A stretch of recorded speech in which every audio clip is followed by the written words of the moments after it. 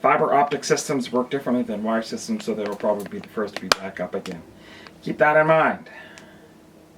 And we'll talk a little bit more about the power grid if we make it there, which I think we will.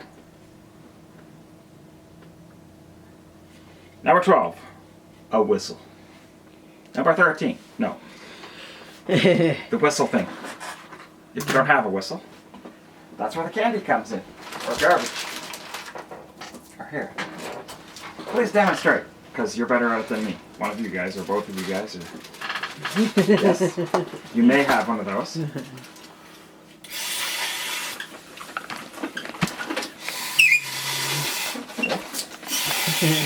Myself, I would use a blade of grass.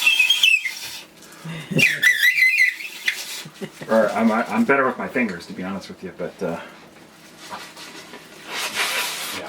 You gotta whittle a whistle out of this. Out of the candy? Out of the candy, yeah. How do you do that? No, we use those Oh, okay. oak.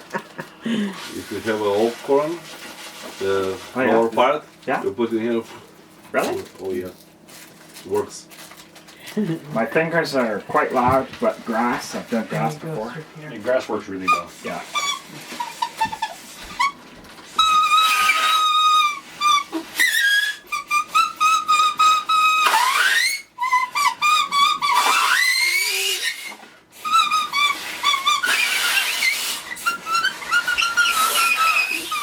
Of course, it sounds like a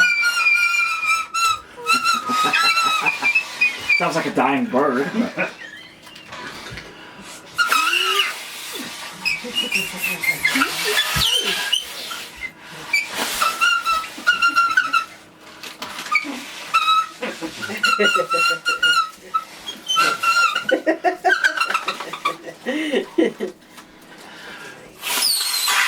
Oh my goodness.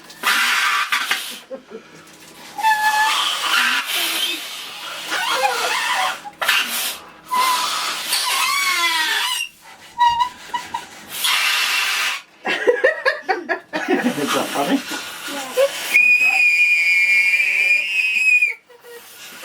Yes, it was. Gotta be loud.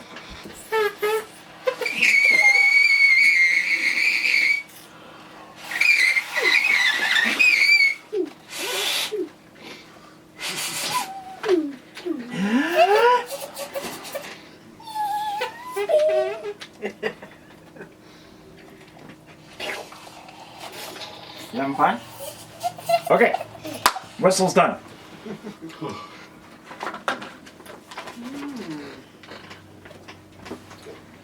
Now, Uh-oh, you plugged it. Or daddy. number 13, clothing. These are things that you should have for survival. Or packed in your bucket bag. Dry and warm, including rain gear, which we showed earlier, and winter gear. Or some people will, like, seasonally change out some of the clothing. I don't have winter gear in mine. I figure I'm gonna just get dressed before I go out. You should have winter gear on. I don't know, the old generation of the army winter jacket, yeah, the one that folded up to that nice little shoulder pouch. I loved that when I was I'm out west. going to put this in my pocket, Sure. okay? Yeah. I'm going to put this down. Because I know when I worked out west, you'd be out in the field and you'd start at -30 in the morning. By mid-afternoon, it was +20. Because a Chinook came in, that jacket came in very handy, being able to roll it up and go. Okay, number 14. Waterproof map of the local area. This is paper, not your phone. Copies of IDs. Copies, I stress copies, of your IDs, passport.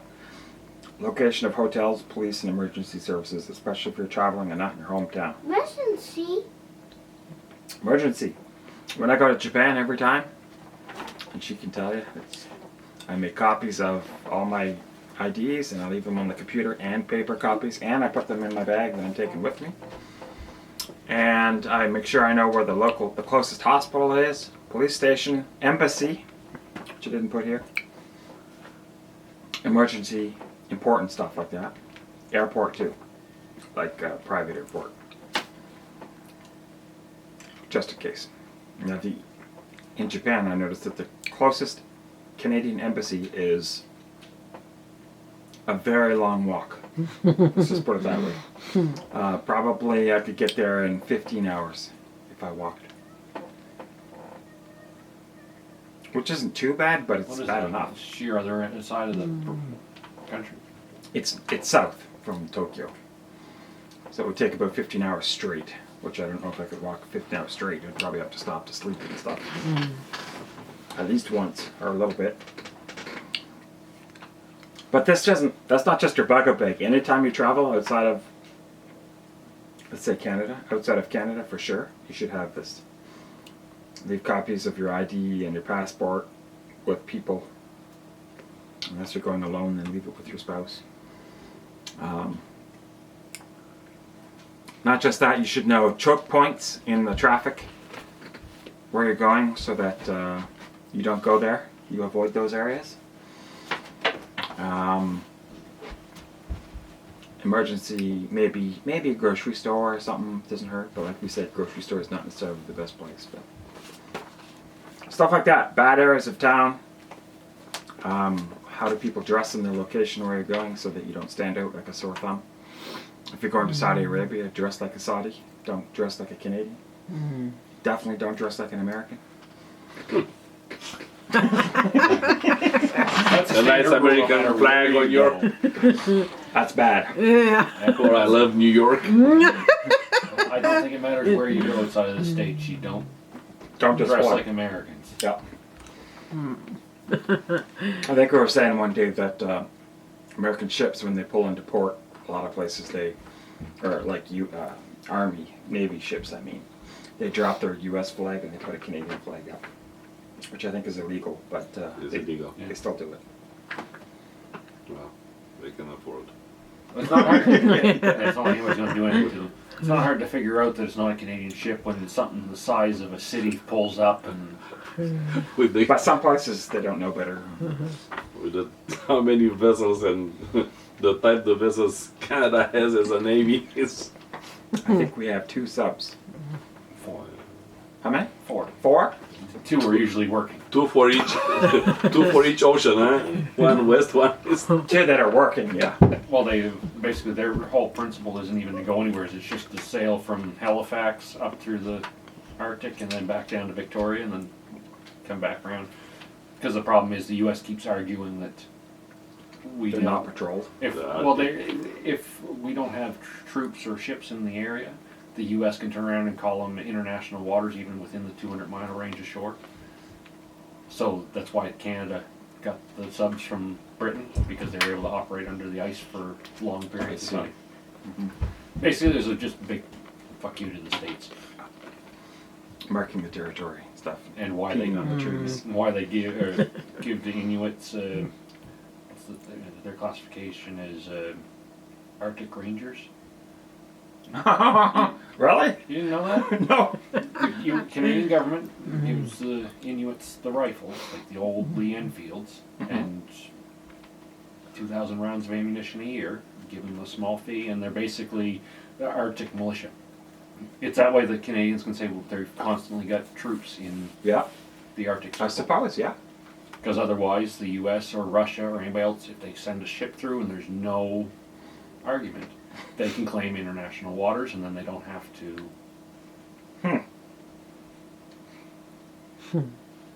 Whole lot of nonsense. They keep feeding them for free just to stay there. Yeah. Well, they all live up. That's how they live anyway. So they figured if they're there hunting anyways, give them a rifle and ammunition and call them. Yeah.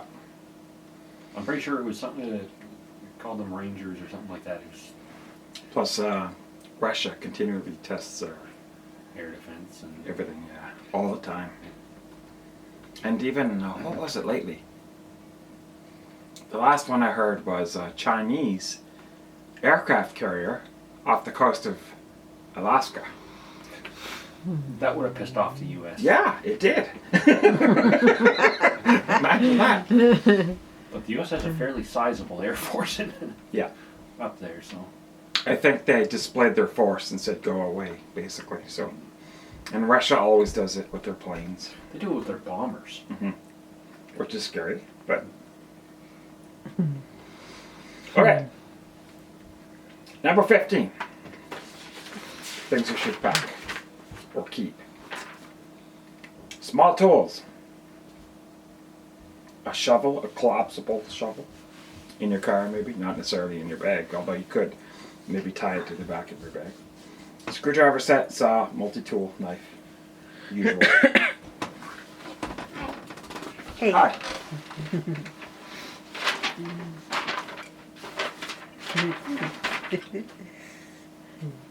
Oh, practice this exercise. We did it. Didn't pack a whistle? Plastic wrapper from a candy will work just as well.